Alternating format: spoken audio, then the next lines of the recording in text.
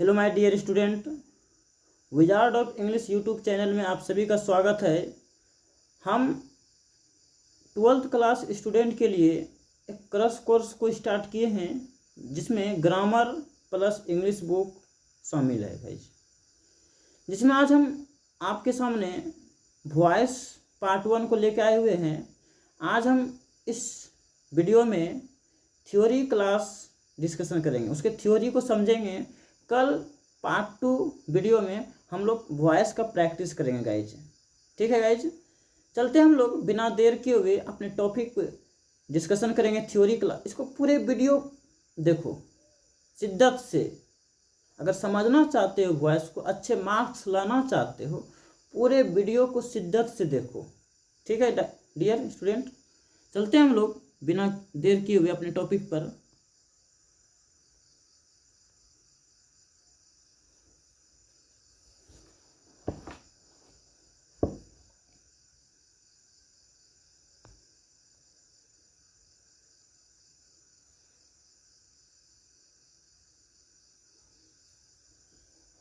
देखो पहले हम लोग वॉइस को समझ लेते हैं। क्या देखो, वॉइस पूछेगा ना आपको एग्जाम में, हम लोग पहले समझ लेते हैं। देखो इसमें आपको 3 या 4 नंबर यहाँ से मिलने वाले हैं गाइस डियर, 3 या 4 नंबर, 3, 4 या 3 नंबर का वॉइस जरूर इस टॉपिक से पूछा जाएगा। तो हम लोग वॉइस को समझते हैं। वॉइस होता क्या है? Voice is that form of a verb which indicates the priority of a subject or object in a particular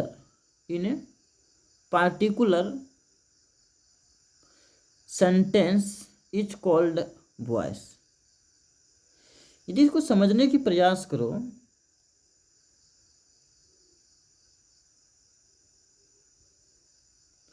समझने की यदि प्रयास करते हैं, वॉइस एक ऐसे वर्ब को इंडिकेट करता है। वॉइस एक ऐसे वर्ब को इंडिकेट करता है जो सब्जेक्ट और ऑब्जेक्ट के खास रूप से प्रायोरिटी होता है, जिसमें सब्जेक्ट और ऑब्जेक्ट की खास रूप से क्या रहता है? प्रायोरिटी रहता है, उससे इन्वॉल्व रहता है सेंटेंस में। तो उसको हम क्या कहते हैं? वॉइस कहते हैं डियर। फिर से समझो, voice is the form of a verb which indicates the priority of a subject or object in a particular sentence is called a voice। voice एक ऐसे verb को इंडिकेट करता है जो सब्जेक्ट और ऑब्जेक्ट को खास रूप से सेंटेंस में प्रायोरिटी को इन्वॉल्व खास रूप से करता है, प्रायोरिटी रहता है किसमें? देखो सिंपल तरीका समझो, वॉइस ऐसे वर्ब को इंडिकेट करता है, ऐसे सेंटेंस को इंडिकेट करता है जिसमें सब्जेक्ट और ऑब्जेक्ट को खास रूप से प्रायोरिटी रहता है। ओके, चलते हैं हम लोग क्लासिफिकेशन ऑफ वॉइस। ठीक है, क्लासिफिकेशन ऑफ वॉइस की यदि बात करें, नॉर्मल सा सभी बुक में 2 टाइप की वॉइस को दिया गया है। एक हम लोग पढ़ते हैं 2 टाइप की वॉइस, लेकिन हम लोग समझते हैं यहाँ पे 3 टाइप्स के वॉइस को। ओके,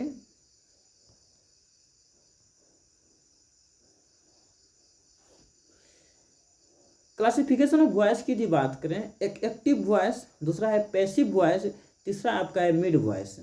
इन एक्टिव वॉइस का मतलब होता है कृतवाच, पैसिव वॉइस की मतलब होता है कर्मवाच, और मिड वॉइस की मतलब होता है भववाच। ओके,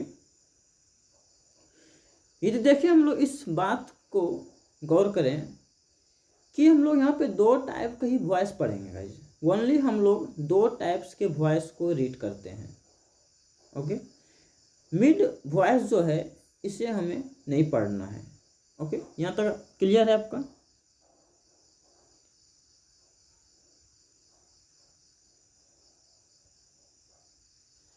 तो इसमें कुछ पॉइंट है, जैसे एक्टिव से पैसिव बनाते वक्त, किसमें? एक्टिव से पैसिव बनाते वक्त हम लोग को मेन वर्ब के थर्ड फॉर्म की ज़रूरत होती है। जब भी आप एक्टिव से पैसिव बनाते वक्त हम लोग को मेन वर्ब की थर्ड फॉर्म की ज़रूरत होती है। ठीक है, जैसे हम लोग नेक्स्ट की बात करें, how to change into passive voice, how to change into passive voice, कैसे हम लोग पैसिव वॉइस एक्टिव से पैसिव वॉइस में चेंज करेंगे, इसके नियम को हम लोग सीखने जा रहे हैं।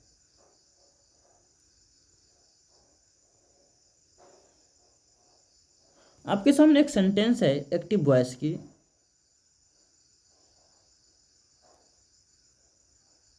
Raman it's many sweets. देखो रमन आपका क्या है, रमन सब्जेक्ट है, इट्स क्या है, इट्स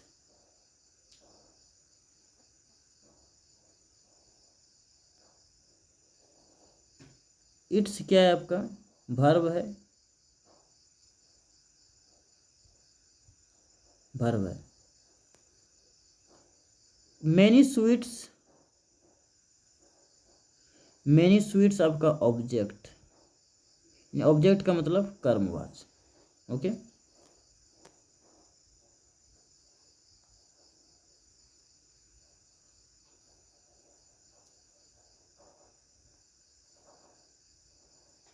देखो पहली बात, एक्टिव से अगर पैसिव बनाते हो, पहली बात सब एक्टिव का ये स्ट्रक्चर देखते हो तो सब्जेक्ट, एक्टिव का स्ट्रक्चर क्या क्या हो सकता है, सब्जेक्ट या तो V1 या V5 या ऑब्जेक्ट, ये इसका एक्टिव की स्ट्रक्चर होता है डियर। ये किसका स्ट्रक्चर है, एक्टिव की स्ट्रक्चर है। इसी बात को हम अगर पैसिव में चेंज करते हो, किसमें, पैसिव में चेंज करते हो, पहले आपको ऑब्जेक्ट को ध्यान में रखना पड़ता है। जो ऑब्जेक्ट है आपका एक्टिव वॉइस में, जो ऑब्जेक्ट का है उसको क्या बना देते हैं हम लोग, सब्जेक्ट बना देते हैं। क्या बनाते देते डियर, सब्जेक्ट, सब्जेक्ट बना देते हैं। जो इसमें जो वर्ब आपको दिखाई दे रहा है, वर्ब, उसमें helping verb, helping verb plus main verb, और जो मेन वर्ब आएगा आपका वो V3 रूप में आएगा। ओके, ऑब्जेक्ट को क्या बना देते हो, सब्जेक्ट, सब्जेक्ट के बाद helping verb plus main verb, main verb में वर्ब 3 का रूप लेते हैं। उसके बाद हम लोग बाय का प्रयोग करते हैं, किसका, बाय का प्रयोग करते हैं, यहाँ पे जो किया हुआ है बाय का प्रयोग, प्लस उसके बाद हम, मेरा जो एक्टिव वॉइस में सब्जेक्ट है हम उसको बना देते हैं ऑब्जेक्ट। क्या बना देते हैं डियर, ऑब्जेक्ट बना देते हैं उसको। यहाँ तक क्लियर है, सभी को यहाँ तक क्लियर होना चाहिए। ओके,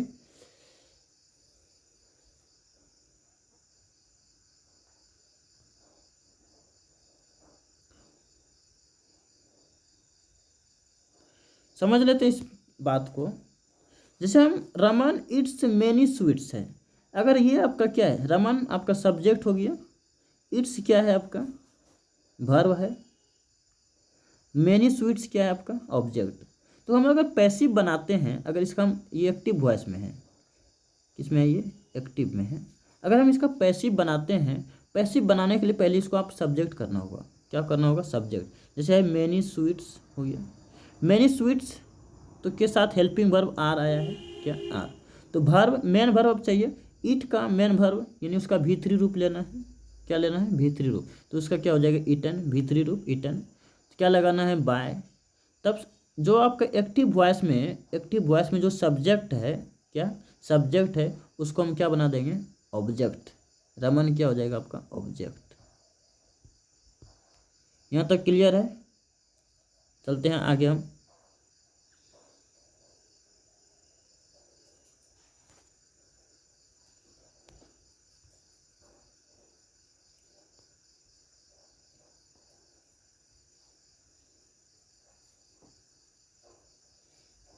कुछ की पॉइंट्स हैं जिसको जिसको हमें याद करना होगा, याद रखना पड़ेगा कुछ की पॉइंट्स को, इसको समझने का प्रयास करो। नंबर 1 की पॉइंट्स कहता है कि एक्टिव से पैसिव बनाते वक्त, एक्टिव से पैसिव बनाते वक्त, एक्टिव से पैसिव बनाते वक्त सब्जेक्ट को ऑब्जेक्ट, सब्जेक्ट को क्या बना दो, ऑब्जेक्ट बना दो। ध्यान दो, सब्जेक्ट को क्या बना दो, ऑब्जेक्ट, सब्जेक्ट को ऑब्जेक्ट बना दो। फिर कहता है ऑब्जेक्ट को सब्जेक्ट बना दो। क्या बना दो? ऑब्जेक्ट को सब्जेक्ट बना दो।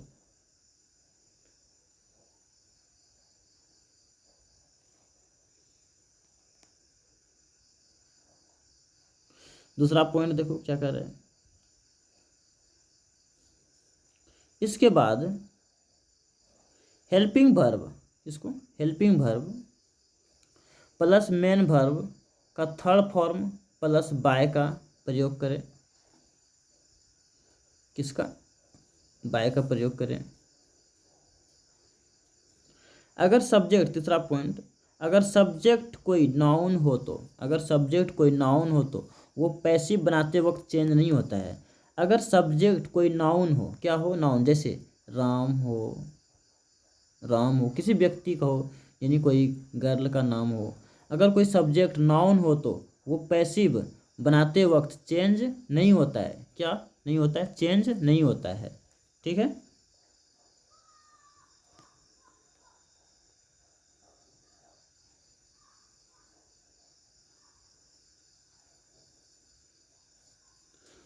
चौथा पॉइंट देखो,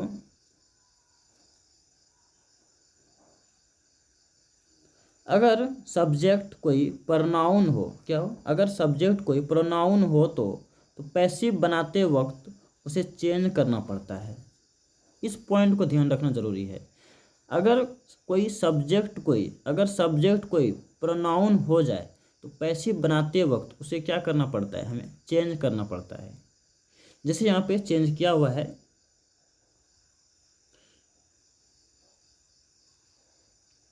आई का, देखो ये क्या है? सब्जेक्टिव केस है और ये क्या है? आपका objective case. Objective case I का क्या हो जाता है? ऑब्जेक्टिव केस मी, वी का ऑब्जेक्टिव केस अस, यू का ऑब्जेक्टिव केस यू, ही का ऑब्जेक्टिव केस हिम, सी का ऑब्जेक्टिव केस हर, दे का ऑब्जेक्टिव केस देम। आई का ऑब्जेक्टिव केस मी, वी का ऑब्जेक्टिव केस अस, यू का ऑब्जेक्टिव केस यू, ही का objective case him, सी का objective case हर, दे का ऑब्जेक्टिव केस देम। इसे प्लीज याद कर लो। इसे क्या कर लो? प्लीज याद कर लो। इसमें कोई भी रॉकेट साइंस नहीं है बाबू, इसे याद करना ही पड़ेगा। ओके। हम लोग किसी रूल्स की बात करेंगे, टेंस की जितना भी है रूल्स, उसमें हम एक टेबल में दिखा दिए हैं, इसे याद करना होगा। जैसे कह रहा है, अगर एक्टिव वॉइस में क्या हो? V1 V5 या डू या डज, तो उसका जो पैसिव बनाते हैं हम लोग, क्या बनाते हैं? पैसिव बनाएंगे, उसमें is, am, are plus V3 का प्रयोग करेंगे। क्या करेंगे? Plus V3। फिर बाय ऑब्जेक्ट। ओके। यदि is, am, are plus V1 plus ING, यदि एक्टिव वॉइस में is, am, are plus V4 का प्रयोग हो तो उसका पैसिव बनाते वक्त is, am, are plus being plus V3 करेंगे। Being plus V3। ओके। अगर हैज, क्या हो? Has, have V3, has, have V3, तो उसका पैसिव बनाते वक्त हम लोग हैज, हैव, यहाँ पे हैज हैव की बात जब हो, हैज हैव प्लस V3 की एक्टिव हो, तब हम लोग पैसिव बनाते वक्त has, have plus been plus V3। Okay. तब बाय प्लस ऑब्जेक्ट करते हैं। ओके।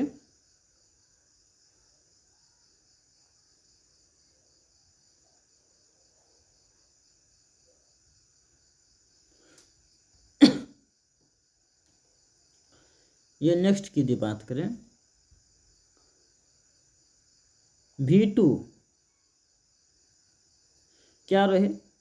एक्टिव वॉइस में V2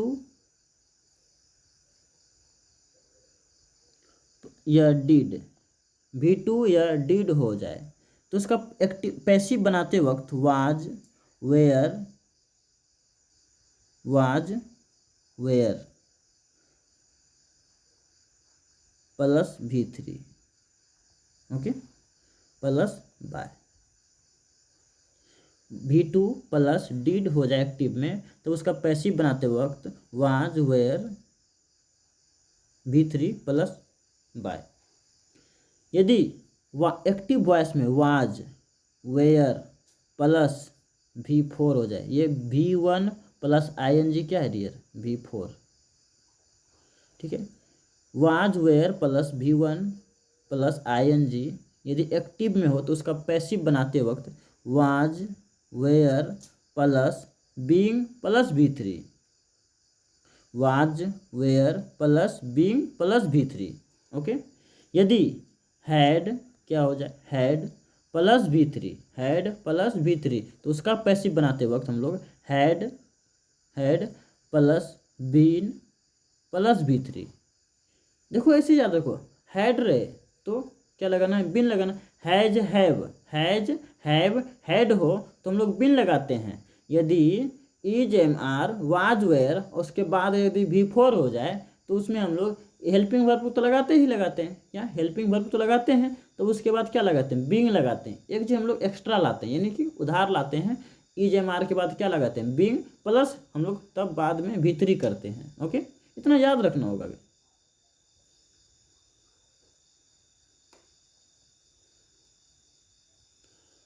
यदि नेक्स्ट की बात करें, will shall V3, will shall plus V3 हो तो will sell being plus V3 करते हैं। इसमें बी हम लोग अगर विल सेल किया और विल सेल के बाद अगर V1 आया है तो उसका पैसिव बनाते वक्त will shall plus be plus V3, okay. अगर व्हील सेल के बाद हैव आ जाए, यदि एक्टिव वॉइस में व्हील सेल के बाद हैव प्लस V3 आ जाए तो उसका पैसिव बनाते वक्त will shall plus have plus been plus V3। देखो हैव के साथ तो बीन आता है, इतना याद रखना, हैव के साथ बीन आता है, हैव के बाद क्या आया, बीन। अब देखो बीइंग, बीन ये सब कब आता है, में हेल्पिंग वर्ब के जस्ट बाद, हेल्पिंग वर्ब के जस्ट बाद और मेन वर्ब के इधर बीच में, यानी कि बीइंग बीन कब आता है, बीच में आता है, ओके। जब मोडाल वर्ब हो जाए, जब मोडाल वर्ब हो जाए,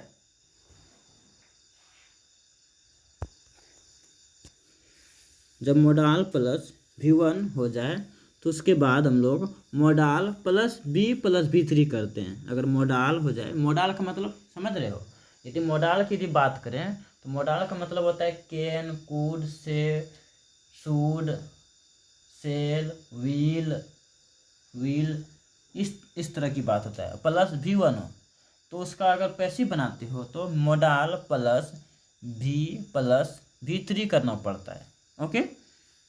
चलते हैं हम लोग नेक्स्ट पार्ट 2 कल हम लोग डिस्कशन करेंगे। हमारे यूट्यूब चैनल पे बने रहो डियर। आपका श्योर है कि इस क्रश कोर्स से अच्छे मार्क्स जरूर आएंगे हमारी वीडियो से, ओके। Thank you, bye.